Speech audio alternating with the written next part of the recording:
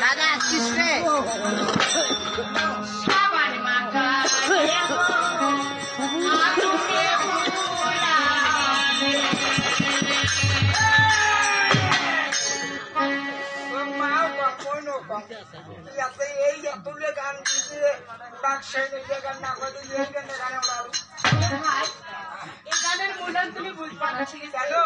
শোনো আমি এই গানটা আগে গাই তারপর তোমাকে আমি বুঝি বলবো বুঝলু পাইলে অবশ্যই বুঝে দেবো হাতা